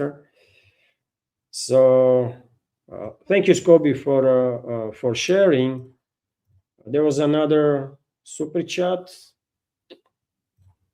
I have to monitor, by the way, on this notebook and this notebook, right? Not to miss anything. Sometimes it might be frustrating, maybe, right? Or you might think I have frozen or something, or video has frozen, but no, I am just reading at that point. Also, super chat from Wayward. Thank you, Wayward. Thank you, Scooby, for your super chat and the donation. And thank you, Wayward, for your super chats and donation. And Wayward is commenting, I firmly believe the elites in America are getting people hooked on opioids on purpose. Population too strong out on drugs are easier to manipulate. A population that is on drugs and in difficult situations is too easy to manipulate. It's true, isn't it? Who is their biggest drug dealer in America? CIA. This is also true. Maybe. That's why I was critical of this campaign that Trump initiated, that they're gonna go after cartels and stuff. I was saying, remember, if you actually want to go against drug trafficking, start from the CIA and the Pentagon. Start from CIA and the Pentagon, by the way, biggest drug traffickers ever.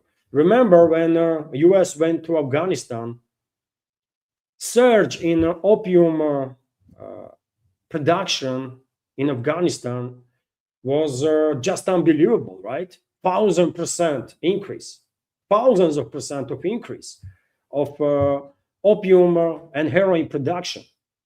And where this opium and heroin, or how this opium and heroin was ending up in Europe and in America through coalition forces, right?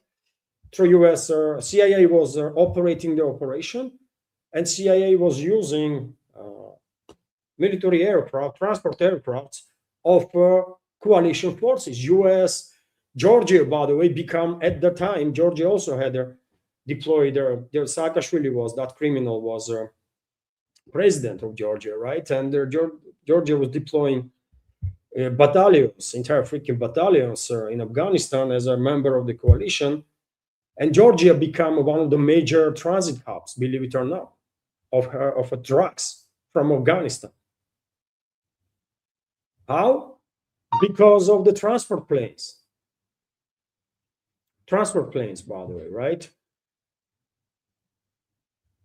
So if Washington was serious about going after drug traffickers, they should start from CIA and Pentagon. They are biggest drug traffickers, of course. Now, when U.S. left Afghanistan, drug production or opium production has dropped like also thousands of percent. There is no drug production no more, practically, right? Because Taliban is not tolerating anybody who is involved in the cultivation of this flower, right? Mug. How you say mug in English, by the way? Let me translate.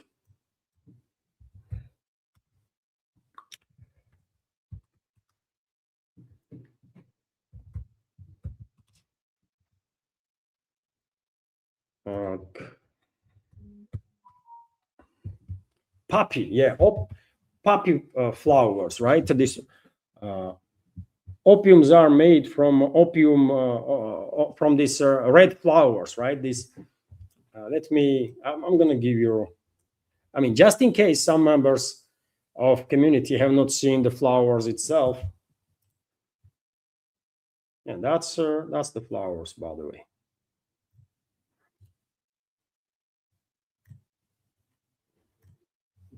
You know, look,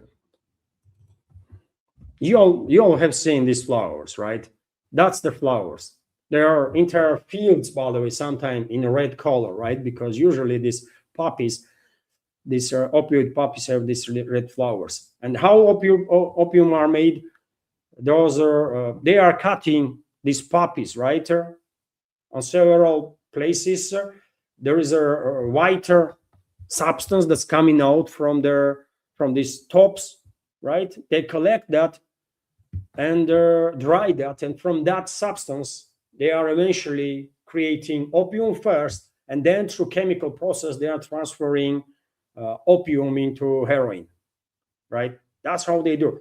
And Taliban is not tolerating cultivation of these flowers, and therefore opium production in Afghanistan dropped tremendously, right? Since US and its coalition was kicked out by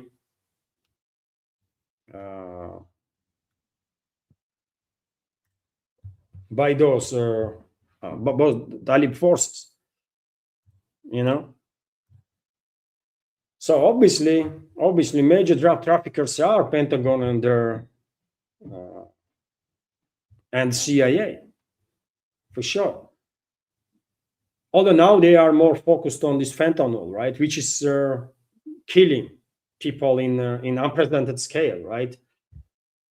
There are reports that fentanyl is like a million times more dangerous than cocaine or heroin or stuff like that. I'm not an expert in the field of this drug trafficking and stuff, but that's what people say, that this fentanyl is just incomparably more dangerous. Thank you for sharing, Wayward. And clearly, man, if U.S. government was honest, or U.S. ruling class was honest that they want to fight drug traffickers, they would start with a clearing operation inside their own state institutions that are biggest drug traffickers, for sure.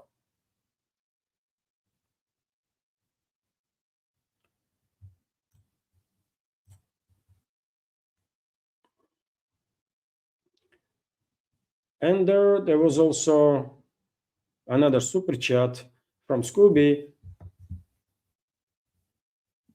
Thank you, Scooby, for your super chat and or donation. Levan, sometimes you say they are going to attack Kaliningrad and go full war.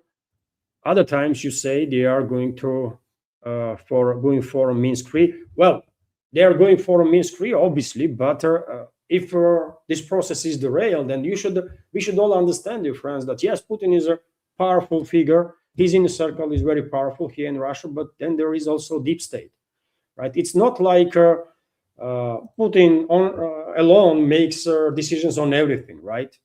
Is he powerful? Yes, he is. He is a president. Russia is a presidential republic, right? So president is the most powerful official, hands down. But is he all powerful? No. There is a deep state, right? And deep state might say no. President might initiate certain process, and deep state through different means might say no. Or maybe they will not even say anything. They will just derail the process. And same time, whenever there is some complex operation is being developed or implemented, well, you should expect that this process could be derailed from all possible sides that are involved. In the West, for example, there might be forces that also will not prefer freezing of the conflict. There might be also forces that will think that they are defeating Russia, so why would they stop now? They should carry on. And they might try to derail the process, right?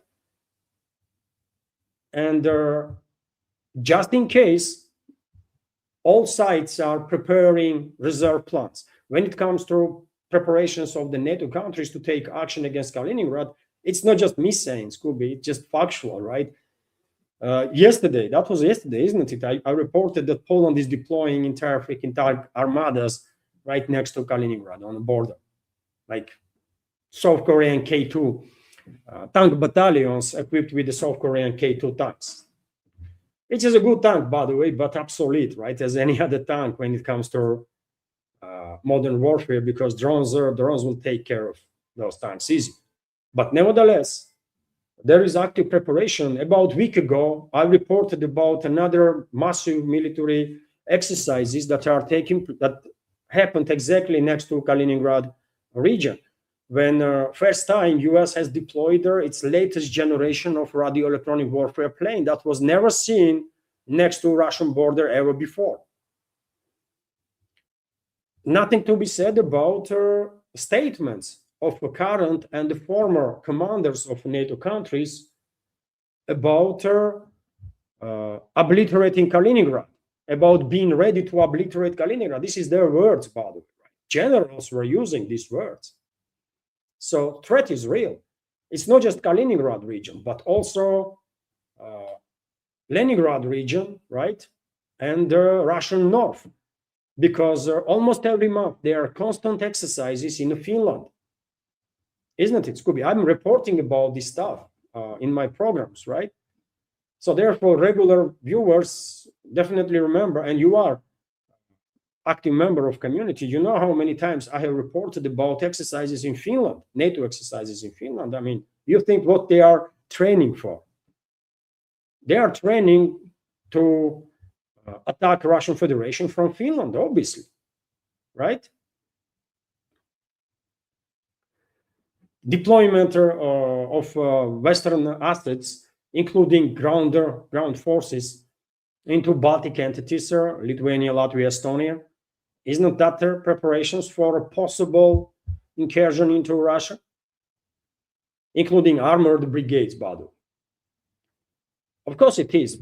So there is a preparations for direct clashes, open clashes between the sides, but same time, it is also true that Western ruling class, significant portion of that Western ruling class probably understands that Kiev regime is running out of manpower, running out of weapons, right? Interceptors or whatever. They need a break. They know Kiev regime needs a break, right? They need a pause to rearm and reorganize their Ukrainian proxies. Same time, European elites or Western elites need a break for themselves too, because this war is extremely costly, right? So break of several years will be a big deal for them, right? Will be a big deal for them. So why wouldn't they push simultaneously for a break? If it works, works. If not, well, they are preparing for further escalation. Further escalation through more long-range attacks on Russia, and also for direct open confrontation with Russia. one does not excludes another. That's how complex operations are worked out. I mean, it's simultaneously you are pushing for several directions. One is a primary direction. There is a secondary directions that are, after that. So I don't think I'm contradicting myself when I'm saying that, yes, there is preparations for a Minsk-3 because Western ruling class needs pause, right? But same time, very same Western ruling class is preparing for a further escalation also. Yes, that's exactly what is happening, But I understand that sometimes it might feel like confusing. I mean, which one is that, right? It's both. It's just both, right? Focus is on a break. Focus is on a Minsk-3. I'm calling it Minsk-3, by the way. I mean, in reality, whatever they're gonna call it, what they're gonna call it, I don't know.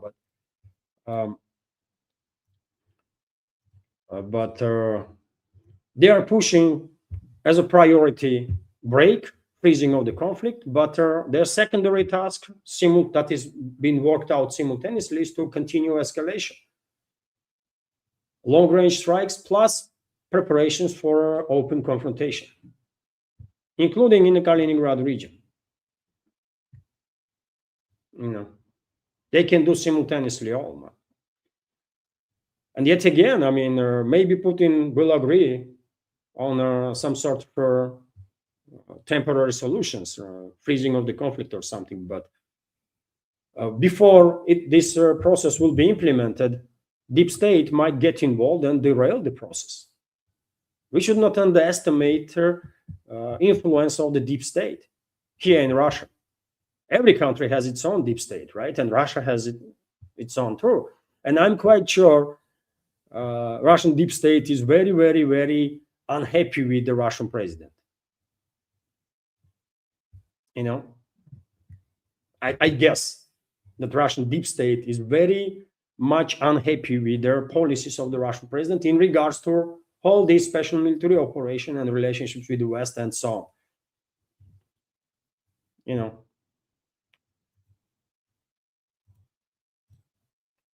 And dear friends, there was a few minutes ago, there was a donation on PayPal from Patrick. Thank you very much, Patrick, for your $20 donation through PayPal. And the comment from Patrick is, how much longer before Donbass fails, Levan? Stay safe. Yet again, I think in next 2-3 weeks time, Russian militaries probably will have an opening window of opportunity to establish control over the Slavyansk in very short time. So in next 2-3 weeks time, I think Slavyansk will be liberated. Some other parts of this northern western corner of DPR also, quite sure about it, right? Theoretically speaking, it could be that whole of entire that northern western corner will be liberated, but I think more realistically, it's going to be Slavyansk, which is a big deal, obviously, for many reasons, including for this emotional bond that people have to that city and symbolic meaning that this city has, right? In terms of resistance of Donbass people to this Nazi regime in Ukraine. So Slavyansk definitely, probably, if I am reading big picture correctly, is going to be liberated in next several weeks' time, before parliamentary elections take place here in Russia.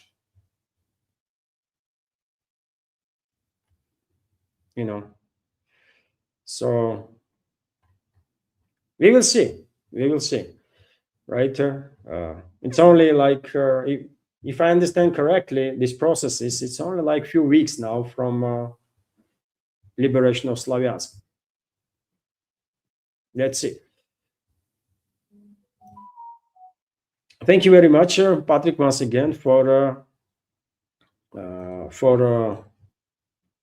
your donation and the commentary. When it comes to entire northern western corner, Kramatorsk, Drushkovka, and so on, Well, Slavyansk is going to be liberated, I think, in short time. When it comes to rest of the territory, some settlements are probably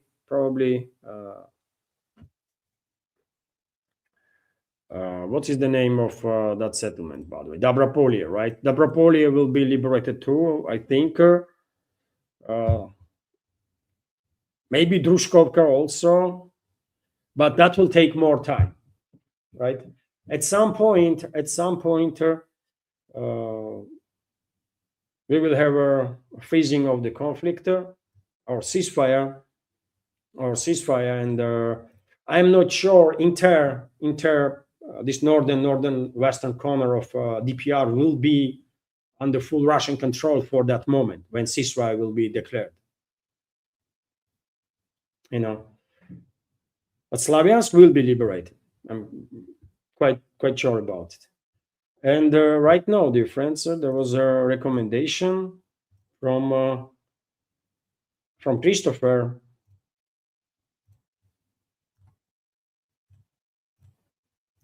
Now let me highlight, dear friends. Thank you very much, Christopher, once again for your recommendation through PayPal and the donation.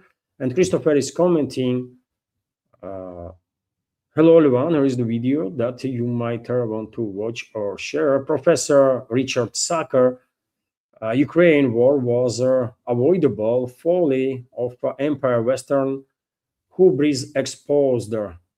This video can be seen on YouTube channel, The Peacemonger. And well, Peacemonger is, dear friends, we have heard about this channel, Peacemonger, from not just Christopher, but also Scooby recommended her once. And I think our community play a little role to help this channel to gain little bit of support, right? Thanks to Christopher, right? Because Christopher initiated these recommendations, right? And conversations about different channels. So I hope we helped. I hope Christopher helped the Peacemonger channel, and our community helped too a bit. So thank you for sharing, Christopher, and the members of our community. We will take a look at the video, I guess, sir. So thank you. And I think that's it for today's live stream, right? That's it for now. Thank you very much, dear friends, for your time and attention, for your support. Have a wonderful day. And before I go, let me just remind you, if I may, that you see, I will react on this too, if I may, Levan. Afghanistan opium is going on since a century now. Entire trade shifted to Myanmar. Yes, I mean, of course, opium topic is a long topic to discuss. But the point that I was making was that before U.S. went in, there was a certain level of opium production, right, in Afghanistan. And once U.S. and coalition went in, this level of production jumped like 1,000%, thousands of percents actually, right? And when Americans and their allies left, this opium production dropped again tremendously, right? Because Taliban is not tolerating this stuff. They're just not tolerating this stuff, right?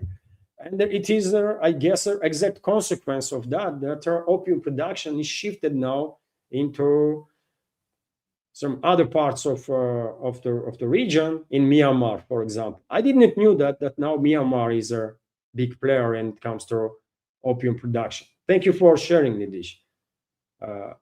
I didn't knew it. I didn't really follow that much of this topic, but whenever I see something interesting, I read something interesting, I try to memorize it, right? So, well, you see, I learned something new now, that Myanmar has replaced Afghanistan in some ways when it comes to opium production. Thank you for sharing, Nidish. And dear friends, that's it for now. Thank you all once again for your time and support. Have a wonderful day and take care. Bye for now.